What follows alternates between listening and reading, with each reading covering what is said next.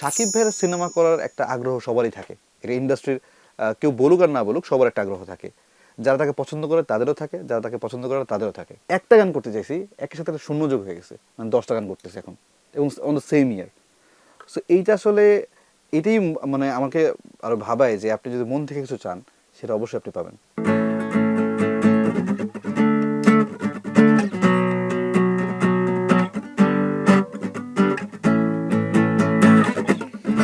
আমাকে উড়িয়ে দাও, আমাকে পুড়িয়ে দাও, আমাকে ভাসিয়ে দাও ওই নীল আকাশে, আমাকে উড়িয়ে দাও, আমাকে পুড়িয়ে দাও, আমাকে ভাসিয়ে দাও ওই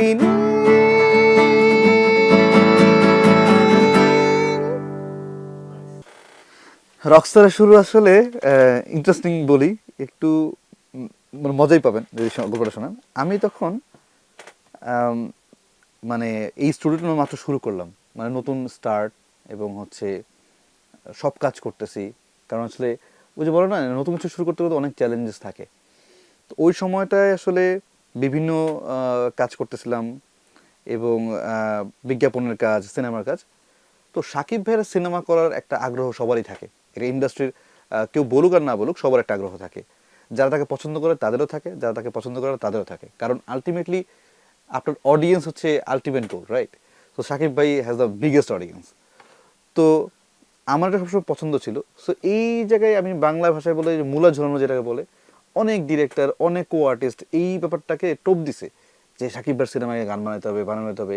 দেখা যায় আমার থেকে ও ফায়দা নিচ্ছে কীরকম, ধরেন আমাদের তো আসলে আলটিমেট অ্যাসেট কি, ইন্টেলেকচুয়াল আইডিয়াস। ধরেন আমি আপনাকে একটা আইডিয়া দিলাম যে আমি একটা ব্যাকগ্রাউন্ড মিউজিকে 500 মিউজিশিয়ান নিয়ে আরবি স্টেডিয়াম ভাড়া করে বা একটা স্টেডিয়াম ভাড়া করে অর্কেস্ট্রা করতে চাই, এটা আমার একটা আইডিয়া। সো এই যে আইডিয়াটা নিয়ে আপনি আপনার মতো করে ফেলেন, সো এগুলোই তো হয়, বাট এটা আমরা ওইভাবে দেখি না। সো এরকমভাবেই সবাই আসলে বিভিন্ন মানুষজন বিভিন্ন কাজ করছিল। একটা স্পেসিফিক যদি বলি, একজন ডিরেক্টর তার একটা গানের লিরিক দিল আমাকে, সে বললো যে এটা সাকিবের সিনেমার জন্য। সো আমি তার পিছনে অনেকদিন এফোর্ট দিলাম, একটা গান করব।